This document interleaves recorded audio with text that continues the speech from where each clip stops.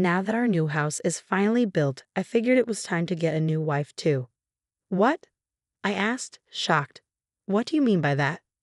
I mean exactly what I said, Ethan replied calmly. Since we have a brand new house, I decided I should have a new wife too. In other words, we're getting a divorce, Claire. With that, my husband placed the divorce papers on the table.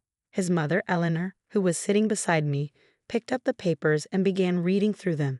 Then she looked at me with a serious face and said, "Claire, please sign these papers and divorce my son." I couldn't believe what I was hearing. My name is Claire, and I'm 32 years old. I'm a housewife. I married Ethan 5 years ago. We first met at a matchmaking event. Ethan was a successful businessman working for a big company. He made a good salary, was very handsome, and had a kind personality. I fell for him instantly. Of course, I wasn't the only one. Every woman there wanted to be with him. But in the end, he chose me. We went on a few dates, and after about a year and a half of being together, he proposed. I was overjoyed, and we got married. At first, our marriage was wonderful. I quit my job because Ethan earned enough money to support us. I took care of everything at home, cooking, cleaning, and making sure Ethan had a warm meal every night. He always appreciated my efforts. "Thank you for the delicious meals, Claire," he would say. "Because of you, I can focus on my job." Hearing that made me so happy. I was proud to be his wife, and I thought we would always be like this, supporting each other and living a happy life together. But then, everything changed. One day, I got a call from the hospital. Ethan had been in an accident. He was hit by a car while driving for work. When I rushed to the hospital, the doctors told us the devastating news. He was paralyzed from the waist down and would never walk again. His company provided him with financial support through insurance, but he could no longer work. Our lives turned upside down in an instant. To make things even harder, I was pregnant at the time. We had been so excited to welcome our baby into the world. We were supposed to have a happy future together. Now, Ethan needed constant care. I did my best to take care of him while also managing the house and preparing for our baby's arrival. Ethan was heartbroken. He shut himself off from me, refusing to talk. Sometimes I would hear him screaming in frustration from his room. "Why did this happen to me?" he would yell, punching his blankets in anger. All I could do was watch and cry. It felt so unfair. Ethan had always worked hard. He didn't deserve this. None of this was his fault. But I knew I couldn't stay sad forever. In times like this, I had to be strong for Ethan, for our baby, and for our future. I wiped away my tears and ran to my husband. "I'll do my best to support you," I said, holding his hands. "No matter what, we'll get through this together. Our baby is growing inside me, and I want us to be able to smile as a family." I hugged Ethan tightly. He held me back, tears in his eyes. At that moment, I made a decision. I wouldn't give up. I would do everything I could to support my family. Since I had to take care of Ethan and prepare for our baby, I needed a job I could do from home. In a few months, I wouldn't be able to go out and work in an office, so I had to find something remote. I was always good with computers, so I decided to try video editing. I started learning on my own, reading guides and watching tutorials online. Since I didn't have any income while I was studying, I saved as much money as I could. Once I had some basic skills, I began taking small editing jobs for very low pay just to gain experience. Little by little, I kept getting more work. At first, I took on as many jobs as possible, even though it was exhausting. But thanks to that, I improved quickly. After just a few months, I started receiving better paying projects. Then, I gave birth to our baby, a beautiful, healthy baby boy. Our son, Noah, was adorable. His little smile made all the stress and exhaustion disappear. I worked hard, not just to provide for our son's future, but also because I had a dream. I wanted to build a new, wheelchair-friendly home for Ethan. I never told him, but I was quietly saving money for it. Ethan also started feeling better, thanks to our son and my care. "Noah is so cute," he said, watching our baby giggle. "He really is," I agreed, "like a little angel. By the time he grows up, I want to be able to play wheelchair tennis with him," Ethan said, determination in his voice. "That sounds amazing." I smiled. "I know you'll be able to move around more easily by then." Slowly, Ethan began smiling more and more. Seeing him regain his strength made all the hard work worth it. Juggling work, caregiving, house chores, and raising a baby was harder than I ever imagined. But I didn't care. As long as I could see Ethan and Noah smile, I was happy to keep going. And now, 4 years later, I finally saved enough. It's time to build our new home. When I told Ethan that we were going to build a new house, he was shocked. What? You saved that much money? He asked in disbelief. Yes, I nodded. If we build a spacious house with an accessible design, you'll be able to live more comfortably and play with Noah more easily too, right? Ethan's eyes filled with tears. Wow, Claire, thank you so much. Then he made a surprising suggestion. I have an idea. Why don't we make it a two-family home and have my parents live with us? What? I blinked in surprise. If my mom moves in, she can help take care of me and help raise Noah.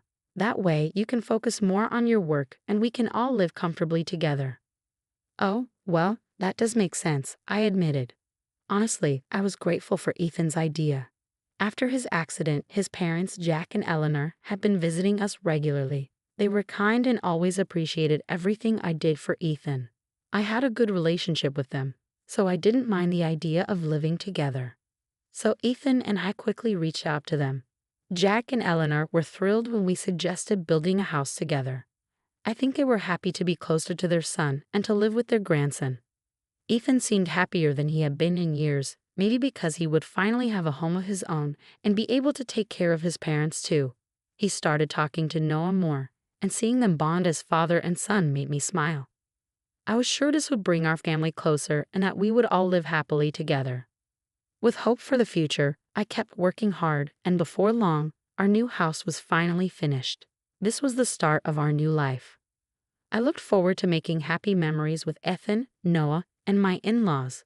I hoped things would feel like they did back when Ethan and I were newlyweds. At least that's what I thought. One day, while I was packing our things for the move, Ethan called me into the living room. He said he had something important to tell me. Just as I was wondering what was going on, the doorbell rang. It was Eleanor. Is something wrong, Eleanor? I asked. Oh, Ethan said he needed to talk to me. Did he tell you? She asked. What? No, I have no idea what this is about, I said, confused. Eleanor and I exchanged puzzled looks before walking into the living room. Ethan gestured for us to sit down. Oh, Mom, you came at the perfect time, he said. What's this about? Eleanor asked. You said you needed to talk to me. Ethan cleared his throat and then said something completely shocking. Now that our new house is built, I figured it's time for a new wife too. Excuse me? Eleanor and I both gasped. I froze, struggling to process his words. What on earth do you mean by that? Eleanor demanded, her voice sharp with disbelief. Ethan grinned. I mean exactly what I said. Since we have a brand new house, I figured I should have a brand new wife too. In other words, Claire, we're getting a divorce. His words finally sank in. Wait. What? What do you mean we're getting a divorce? I couldn't believe what I was hearing. My voice grew louder. Why is this happening all of a sudden? Ethan kept smiling. Come on, Claire. Have you even looked at yourself in the mirror lately?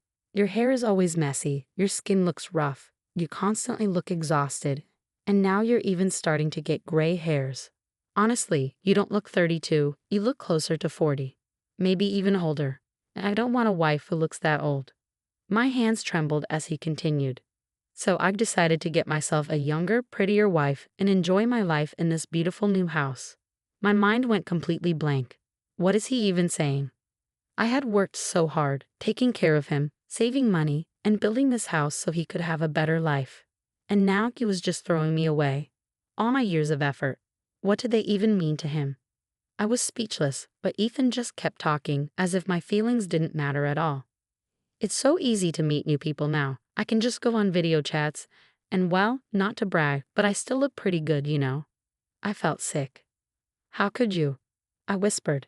Ethan ignored me and kept going. I told this girl about our brand new house, my disability pension, and how my mom helps with housework and takes care of me. And guess what? She said she wanted to marry me, so it's all settled now. According to Ethan, this other woman was 7 years younger than him. You're unbelievable. You used me and now you're just throwing me away. Hey, I never asked you to do all that. he said with a shrug.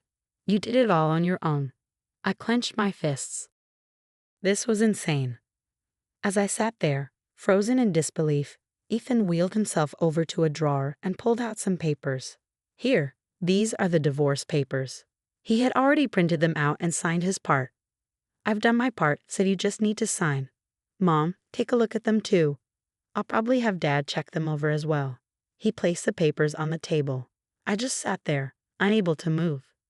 Then Eleanor, who had been sitting beside me, picked up the papers and started reading through them. I stared at her. Does this mean she agrees with Ethan? No. Does she also think a younger woman would be better for him? After looking over the papers, Eleanor looked at me seriously and said, Claire, you should just divorce my son. Huh. In that moment, I realized that Eleanor didn't care about me either. I thought she might agree with everything her son had said. I was shocked to see that not only Ethan, but also his mother, who had once been so kind and grateful, had turned against me. The feeling of betrayal cut deeply and left a mark that I would never forget. As I fought back tears, Eleanor continued, You should leave my unbelievably selfish son right away, Claire. What? I was in total disbelief and looked up at her. Ethan looked just as stunned. Mom, why would you say something like that about me? He asked. Eleanor suddenly stood up, walked over to Ethan, and slapped him hard across the face. Ouch! How could you be so horrible, Ethan? She yelled. Do you even realize how much Claire has done for you? She's been taking care of you, doing all the housework, working, and raising Noah. How dare you betray her like this? This is unforgivable. Ethan flinched from his mother's words. I was just as shocked. I never imagined she would be this angry with him, but she didn't seem like she was calming down. I've had enough of you, she snapped. I'm telling your father about this and will make sure to disown you. I didn't raise my son to be like this. From now on, he'll be on your own, Ethan. Then she turned to me. Claire, I'm so sorry for all of this. Please just divorce Ethan and live in a house with Noah. If you want, you can even invite your parents to live with you. What? Mom, what are you talking about? Ethan asked, his voice full of panic. That house is ours, right? Stop being so foolish. Eleanor shot back. Claire is the one who worked hard to build that house, so it's hers. You can stay here with your so-called young wife and have her take care of you. No way, Ethan said frantically. She only wanted to marry me because of the new house. She said she wouldn't have to do housework or take care of me. If she doesn't get to live in the house, it's over for us. Eleanor scoffed. I don't care. That's your own problem. What? Ethan shouted. Claire, please, he begged, panic in his voice. I'm so sorry for what I did. Let's start over and we'll raise Noah together, okay? As I listened to him, everything suddenly became clear. I ignored his words and grabbed the divorce papers. Without hesitation, I signed them. Oh, Claire, you're the one who asked for the divorce, I said coldly. So why don't you enjoy your new life with your new wife? I'll take care of Noah in our new house. So don't worry about us. You'll never get to see Noah again. Ethan turned pale. I packed up my things, loaded the car, and moved into our new house with Noah. The divorce was finalized and I filed for child support. As expected, Ethan was dumped by his young girlfriend. Since I was always home, he never had a chance to cheat, so I couldn't ask for alimony. But he lost so much. He was cut off from his parents, couldn't see his son, and was left alone with no one to care for him. His only choices were to hire someone or move into a nursing home. No matter how much disability pension he got, it wouldn't be enough to cover his expenses or rent. But that wasn't my problem anymore. I hope Ethan realizes what a jerk he was and reflects on what he did. As for me, I moved into the two-family home with Noah and my parents. I stayed in touch with Eleanor and Jack, and we would sometimes have dinner together so they could see how Noah was doing. Now I'm doing better than ever. I work from home and earn more than I did at my old job. I finally get to live happily with my family. I'll continue cherishing my loved ones and making great memories with them. Ethan was a selfish, terrible husband who betrayed the woman who had given him everything. He got exactly what he deserved. I hope he spends the rest of his life alone in that wheelchair. And I hope Claire and her family live a peaceful, happy life in the home she worked so hard to build. Thank you for watching until the end. Please subscribe to our channel. We hope to see you in the next video.